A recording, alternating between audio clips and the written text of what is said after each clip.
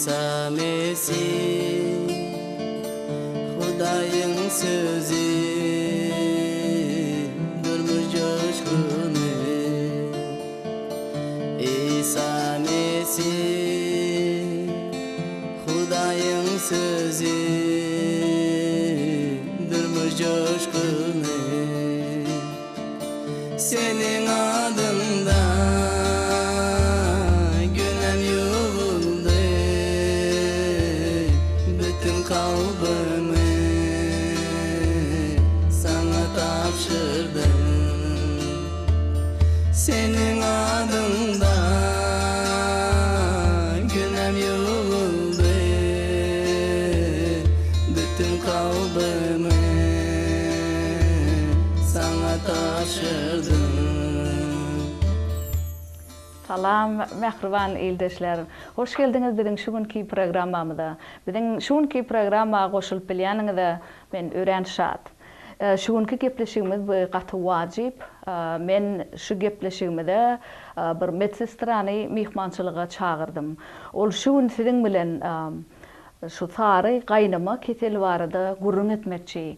Men esatı umidim siz şugunki gepleşik üstü bilen öğrenecek dağıtlarımızı size hat peydalı olur diyen. Hem şu öğrenen dağıtlarınızı siz böyle ki komşularınız ya da joralarınızı hem olur bilen paylaş bileğiniz. Ene men Sherry Şuir onu mihmançılığa çağırdım şu anki gepleşigimizde. Ol sizin bilen vacip dağıtları paylaşmakçı şu an. Thank you, Sherry. I'm glad to be here. Ol sizin bilen şiirde bol bileğinime şat. Today we're going to talk about heartburn. It's not a disease, it's a condition. Şugun diye biz sizin bilen sarı gaynama ketel var da gurrun etmekçi. Sarı gaynama diye bu ketel değil, bu alamat şu şeyle yağdaydı. It usually occurs after eating or when lying down and can last just a few minutes or several hours. Ene şu sarı gaynama diye köplenç bu nahar edinenden soň diye şol aşgadanın dolu wagtyna ya da yatan wagtynızda şu sarı gaynama dörep bilýär diye. Ol bir näçe minutdan bir näçe sagada çelli dowam etip bilýär. You can notice a burning sensation in your neck. It can radiate all the way up into your ears. Haçan şu sarı gaynama bolonna on esasy alamaty näme diye. Ol şol ene bärde bokurdogyny diýýän birde gaynama duýýan diye. İçinde gydgyllyk ol hem şeýle gulagyna tarap ýokary galýar. Şol gaynama gydgyllyk. This is because the stomach acid, and here's the stomach, travels up through the esophagus, through the food tube, and starts a burning sensation, an actual burning in the lining. The stomach acid does that. Ene edilon görköz şeýal diye şol aşgadanyň kislatan ýerinde bolýar, edil şu ýerde bolýar diye. Şol haçanla diye şol ýokary gydylödüňizde tarap diye şeýle gidip ol hasam şol gursakda da yanma sez duýýan sarı gaynamada. So some of the symptoms are burping, sour taste in the morning, feeling of pressure over the chest. Ene şon käbir alamatlar diye ýene de bärde hem agdyňyzda bir hil turşuluk duýýaňyz ýa-da gägireňizde agdyňyzdan iýmit gelýär. Şeýle zatlar şoň alamaty. Soňam diye hem şol agyr hem duýýaňyz diye gursakda bir hili basylma bolýan ýaly şeýle duýýaňyz.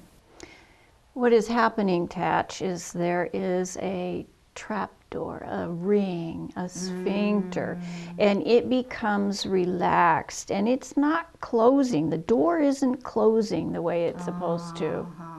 Makes sense. Ene edil şu at görköz şeýal bärde şeýle myşsa diýär-de, ol myşsa edil ýüdük ýaly tegelek. Ene haçan şol sarı gaynama şu ýanky alamatlar aýtdy şonu aglaýa. Şol problemi bizde bolany diye o dolu yapılanak diye ol gatty gowşak şoň üçin hem açyk dur mydama şonun kislata çykyp bilýär. Now sometimes this happens at night because the weight of our stomach, if we have a little bit too much stomach, It's pushing on that trapdoor, on that sphincter. Ene bir gowy misal berdi. Haçanla diye şu akşamam diye yatamında. Hasam şol dayaw adamlarda, garny uly adamlarda diye şu yatağına näme bolýar diye giyce. Ene şol mysta diye yapılmaya diye ona üstüne şeýle batış berilip otyr. Batış berilende olam göni yapılanakda açılıp otyr diye. Şondan şu turşuluk zatlar döreýär. There are foods that can cause this sphincter to relax. Sometimes it's just a matter of too much food at one time. Too much food. The sphincter is the Sphincter, like muscle, right? it's Yeah. a muscle. And if we have too much food pushing on it, we've overeaten, it relaxes that. Relaxes. Ene edil şu yanka aydı oturşyalı, şu berde, şu mysta diye de. Ana haçan şu köp nahar edilenne diye ol dol yapılanakta şeyle açılıp dur. Şolam tar gaynama deper şeyle yağdayda ziyan yetirýär. Another thing that can cause problems with this little trapdoor is caffeine, alcohol, and smoking. And smoking. Yine başka näme zatlar şol mysan goşutýar diye.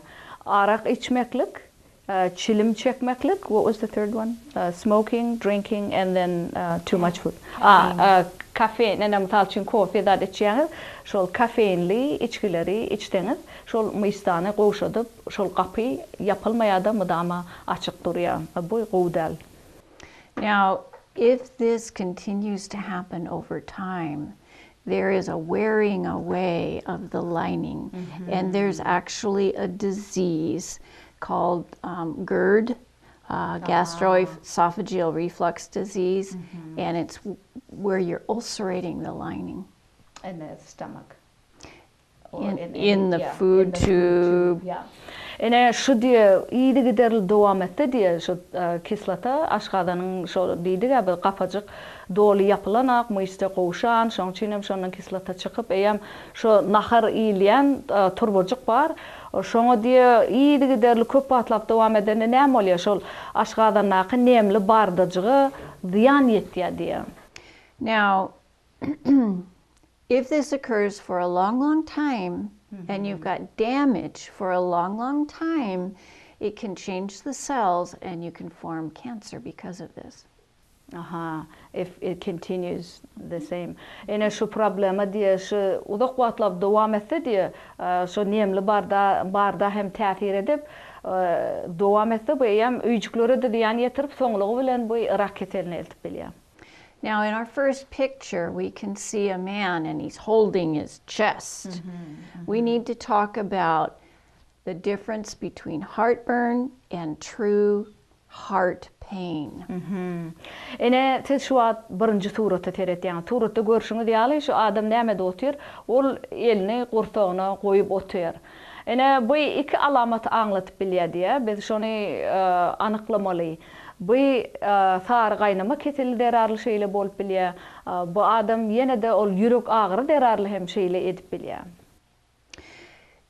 In true heart pain, this is where and this is an emergency, this is where the heart is not getting enough oxygen. Eger diýişi siz şunu ýürek agyry derarly etýän bolsaňyz, bu gaty wajyp diýe, onu diýem lukmana ýetişmeli. Sebäbi bu näme aňlatýar ýüregiňizde agyr bolmagy. Ýüregiňe ýeterlik kislorod barmandyr, şoň üçin hem ýüregiňizde agyr bar.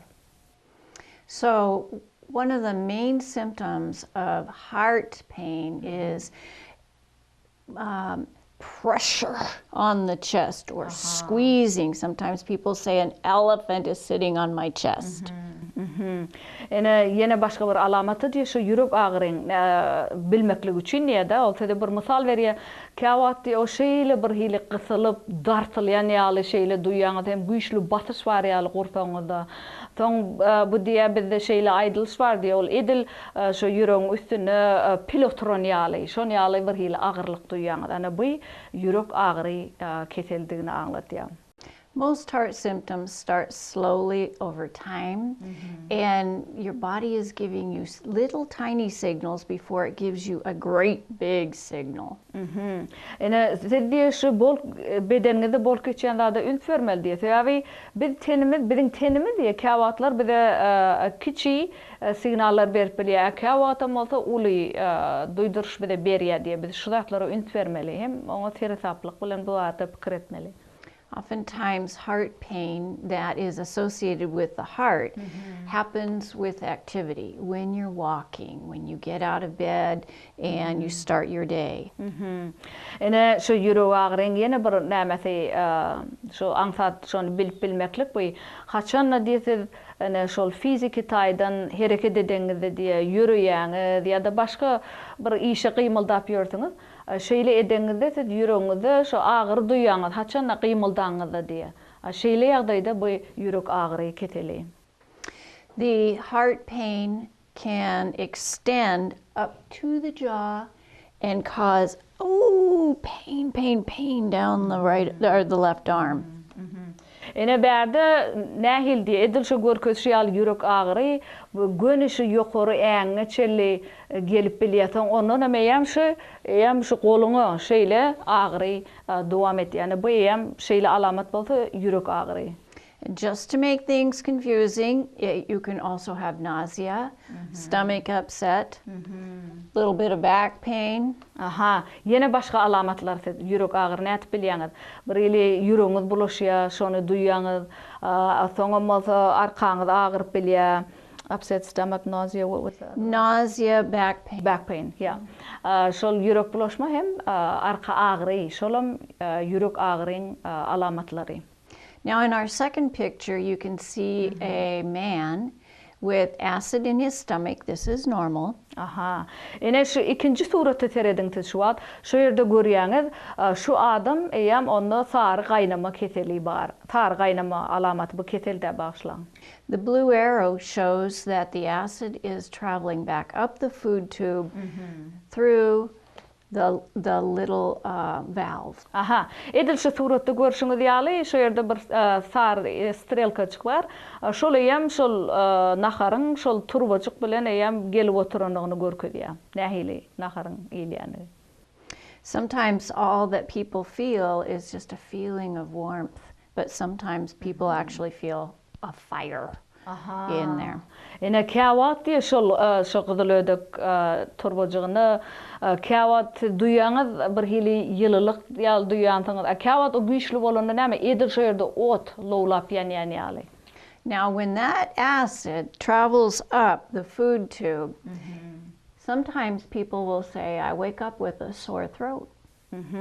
Ene haçan diye şol kislata aşgadan naqy kislata ýokary şol ýmit turbosynyň üstü bilen ýokary galyp başlany ýam şondan bilýäňiz şu tar gaýnamaň alamaty. Or their voice changes and they're hoarse. Aha, ene şol ýene de başga bir alamaty gyzylödük ýokary gidenne diye bokurdak ağır ýa bokurdak ağry bolýar. Hemem sesiňi ýitirip bilýäňiz. Edil şu sharing aýdýaly. That same acid can travel from the throat, and while you're breathing, it can get into the lungs, aggravate your asthma, cause a cough, have difficulty breathing. Şol bir kislata diye oňaýdy oturşýaly, ol gyzylödükden ýokary gidip bokurdak ağırşýaly. Şeýle hem ol ýene de başga tarapa gidip ol öýkeniňize gelip hem şo tezde dem gysma problemasyny hem döretip bilýär. So it's very important that you control the backup of acid from the stomach, because you can even end up with a pneumonia.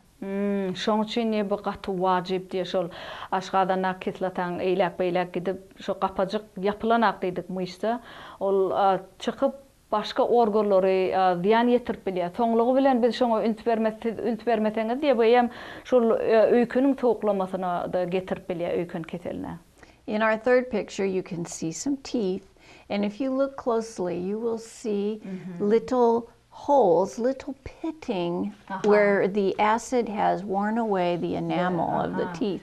Ene berde edilsiz görüşüňi diýal diýe şu 3-nji suraty teredin. Şonu näme görýäňiz? Eýem really diýişde kowaklar görýäňiz. Ene şolum eýem haçan näsediň aşgadanňyda kislata bolany, kislata sediň diýişiňi de deper ýetirýär. Bu eýem şol diş fırçasynyň eroziýasyny görýäňiz. Bu eroziýa näme? Şol nemli bardaçyklaryň üstüne döreýän baş keteli bolýar. Bu diýişde görüşüňi diýaly, siz kowaklary görüp oturýarsyňyz şu suratda. Nähili erwetliýär, erwet täsir etýär. Now, in our next picture, we can see a nice, plump, healthy esophagus. And then we see a picture of something that looks like a cave. Ene şu atky suratda görýäňiz eýem gyzylödüň adaty bolan gyzylödüň görýäňiz. Aşaky bölümi gyzylödüň. Beýleki suratda bolsa siz eýem görýäňiz. Näme görýäňiz şu ýerde? Gatty gyzyl, erwet gyzyl bolan şol adaty bolmadyk. Ol edil näme ýaly, kowak ýaly görnüp dur. What you're actually looking at is a wearing away, an ulceration of the lining of the esophagus. And the name associated with this is Barrett's esophagus. Ene şu suratda şol adaty bolmadyk suratda ýem siz görýäňiz näme bolup otur berde. Şu alamaty diýe ol Barrett'in gyzyl ödegi diýilip aýdylýan ekeni. Täwäbi berde eýem görüşüňi diýaly yaralaryň iýdi bar şo ýerde gyzyl ödekde. This happens in about 10% of people that have long-term chronic GERD. Şu kimlerde, şu ikinci surat, adaty bolmadyk surat kimlerde bolup bilýär. 10% adamlarda bolup bilýär. Ol hemem ana şol soğuklama diýdik, evet, gyzyl ödekde bolan şu keselleri arly 10% adamlarda bolup bilýär. As you can imagine, this is incredibly painful for people. It affects every meal, whether they eat, whether they don't eat. It's very painful. Ene şu diýe şol aşgadanna kislata gyzyl ödege çykyp gyzyl ödegde aýylaýar. Şu barada gurrun etýär. Bu diýe eger sizde şu problema bolsa diýe ýem bilýäňiz, täbi sizde ýem nahar ýeňizde ýa-da suw içeňizde de siz şu ýerde agry duýýaňyz. Esophageal cancer is not really common, but it is associated with people that are middle-aged, heavy drinkers, and smokers. Ene berde ol şu gyzyl ödekde rak keseli barada gurrun etýär. Bu esasen hem şol orta ýaşly adamlarda hasam köp duş gelýär.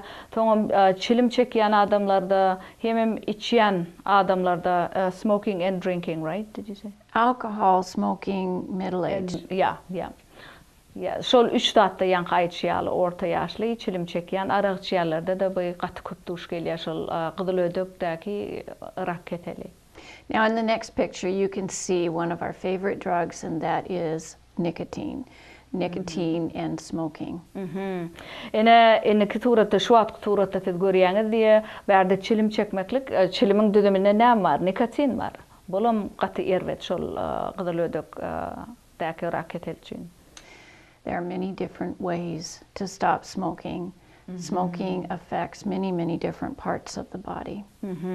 Şol çilim çekmeklik diye bu tutuş sizin köp organlaryňyza erwet täsir etip bilýär diye. Şoň üçin hem siz şu çilim çekmegiň, besetmegiň ýollaryny gözlemeli. Please talk with your doctor about different manners, different ways that might work for you. O diýe siz ýöne muňa çykalga bar diýe siz öz lukmanyňyza ýüz tutun. Belki ol size zerur bolan maslahatlary berer. Nähili siz çilim çekmekden halas bolup bilýäňiz. In our next picture we see a man that might look very healthy, but there's a problem. Ene siz şu suratda görýäňiz, hem şu adam diýe siz pikir etýäňiz ol sagdynlar diýip. Ýöne ol sagdyn näl, onda problema bar. One of the ways that the body says there's too much is with central central adiposity, when we carry our weight around our waist. Ene ethatanam niye şu haçan şu turatı edir şu turatı görüşünü diyali şol bilde şu turatı yam tede uluqarın bolsa hem dayıuş temed bolsan şu bölümne onu bir probleman bardığını anlat ya. Central adiposity happens over time, and losing that should happen over time too. You don't want to go on a extreme diet because you will tend to gain that weight back. Ene şonçin niye köplen şon yala uluqarın bolsa diye näme tedeyem şonu tid ayırmak isleýäňiz diye ýöne bu beýle çalt etmeklik bu sagdyn näl. Onu tebabi şu derece yetmekliň ödüm ýuwaş-ýuwaşdan bolýar. Uluqaryn bir wada döremeýär. Şonu ayırmak üçin hem ýuwaş-ýuwaşdan maşyklaryň ötü bilen teredip şeyle alat etip bilýäňiz. Now, although there are some foods that can trigger heartburn, it's actually the amount of food that really makes a difference. Ene berde şu tar gaýnama barada misal berýär, ene käbir naharlar, käbir iýmitler diýe şol tar gaýnamaň bolmagyna sebäp bolup bilýär. Ýöne bu iýmitderde iň esasadat berde näçe mukdarda iýmit iýýäňiz. Şoňa esasy bu şoňa bagly. Now, one thing I do in our attach, instead of the typical American plate, which is about this big, I use a plate that is much smaller. And I fill that up because I know that my stomach will handle that smaller amount of food. And then your stomach shrinks over time. Yep. Yeah. Ene berde şu bir misal görkezýärde Amerikalarda diye ulu tarelka var. Şu tarelka dol nahardan diye şonu biz iýet diye bu gaty köp aşgadan üçin agyr bolýar diye. Ýöne men şu ulu tarelkany iýmäni men bir kiçijik tarelka iýen diye. Şu näçe iýdigiçe oň aşgadany eýem şol kiçik porsiýa uýgullaşypdyr ol. Menen ondan soraýan soň eger şeýle mudama iýsek aşgadan ýuwaş-ýuwaşdan eýem kiçelýär. Now, when losing weight, it's important to feed the eyes and the nose first before you ever feed the mouth. Ana haçan siz iýmitleneňizde bir zat gödüňizi tutun diye. Siz ilki bilen eýem gödüňizi iýmitlendirmeli, burnuňyzy iýmitlendirmeli. Your plate needs to look full, but you need a smaller plate. The food needs to smell nice, and then it's going to taste good. Ene ýan gaýtýaly siz ilki agdyňyza nahar salmadan öň gödüňizi hem burnuňyzy iýmitlendirmeli diýär. Näme üçin? Haçan da diýesiz şonu ýaly şol bir kiçirek tarelka alyp nahary on dolu doldurman bir az porsiýany iýseňiz diýe. Gödüňiz görýär şonu diýesiz burnuňyz bilen hem iýsini alýaňyz diýe. Soňa hem agdyňyz bilen hem şoň tagamyny bilýäňiz diýe. Şeýle iýseňiz bu ýuwaş-ýuwaşdan az porsiýa siziň üçin gaty bolýar. Another little hint is to look at your plate and visually divide it in half. The very first half that you eat is 50%. All of that is vegetables. You eat that first before you eat the other half of your food. Ene siziň esasy üns bermeli dadyňyz diýe şo nahar ýeňizde mysal üçin diýeli tarelkaňyz bar, hem nahar salynan tarelkaňyzda şonu iki bölege bölüp şeýle teretmeli. Bir böleginde gök önümler var. Şolam gaty wajyp gök önüm iýmeklik. Beýleksinde hem et ýa-da tüwi başga näme iýseňiz şo zatlar ýöne bir bölegi hökman gök önüm bolmaly. In our next talk together, we will talk about the types of foods and some other things that we can do to help with heartburn. Ene biz inniki gepleşiklerimizde diye size şol nähili başga da naharlar iýmeli, şol tar gaýnamaga kömek etýän naharlary iýmek barda ol size maslahat berer. In our plate illustration, we now have our 50% vegetables in our touch. Yes, that's right. And the other part, 1/4, about the size of your hand, should be a meat or a protein food. And that's about how much you need. Ene yankı aýdyşýaly näme diýdi? Şol taralkaňyzda nahar eňizde bir böleginde ýam gök önümler bolmaly diýdi. Beýleki bir bölegine edil şu aralykda görüşüňiz ýaly diýe, şol hökman protein gerekdi diýe naharyňyzda. Ol diýe mysal üçin et bolsun, et esasy wajyp, onda köp proteinler bar. Şol hökman iýmeli. Also important, the other little portion of the plate, that's where you put your potato or your bread or your rice, not all of them together. Aha. Ene soň beýleki bir 4-nji böleginde diýe edilşini al bir kiçijik bir bölegine et bar eken beýlekisine ýa siz ýa kartoşka goýup bilýäňiz, ýa-da tüwi goýup bilýäňiz, ýa-da çörek. Oň hemmesini tet goşmaly däl, şonu al berde gök, çöregiňiz ýa-da tüwiňiz berde de et şeýle ýagdaýda bolmaly. And that's all we have for today. Ene şu datlar diye biz sizin bilen şunu öwrenjek datlarymyz, şu wagt gaýdan datlary. Men umid etýän şu şeriniň şugun siz bilen paýlaşan datlary size has gaty peýdaly. Men bilýän biz Türkmenistanda köp adamlar şu sary gaýnama keteli bilen gaty köp ejir çekýär. Men öz durmuşymda da boldy şol. Men ýaşlygymdan şu sary gaýnamadan men köp ejir çekdim. Bu men beýleki jigilemne de bardy. Şoň üçin men şerini şu gepleşigime çağırdım. Ol sede şol medisinski tarapdan matlagat berer ýaly ol bäri geldi. Ine şugunky aýdan datlarynyň hemmesi men umid etýän siz öz günnelik durmuşyňyzda, nahar iýeniňizde, nahar taýarlaňyzda şu datlary ýatlap, şoň aýdan sagdyn datlaryny, sagdyn naharlary iýmegi men sizi ruhlandyrýan. Sebäbi bu ýam siziň günnelik durmuşyňyzda gaty peýdaly. Hasam üsüp barýan çağalar üçin men şolarym şu wagt göz tutýan, eger olar ýaşlygyndan eýam şu sagdyn iýmekligi öwrenseler, bulan eýam olar has uzak ýaşap bilýärler. Men şoň üçin hem sizi şeýle etmäge çağırýan. Eger sizde şeri üçin toğra bolsa ýa-da men üçin toğra bolsa, siz hökman elektron poçta üstü bilen maňa hat ýollap bilýäňiz. Siz şeýle hem ekrana telefon nomeryny görýärsiňiz. Şu telefon nomery siz SMS ýollap bilýäňiz. Men hökman şonu barlap siz bilen gatnaşykda bolmagy garaşýan. Endiki gepleşigimizde çelli hoş sağ bolun. Hudaýyň sözü durmuş coşkuny seniň adynda günem ýoldy bütün kalbymy sana tapşyrdım.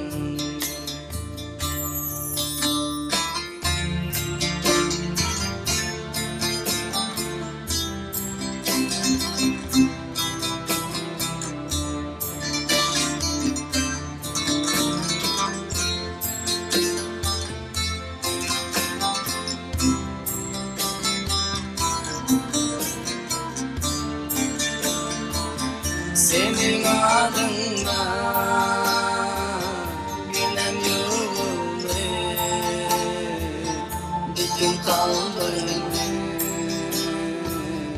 sana tapşır.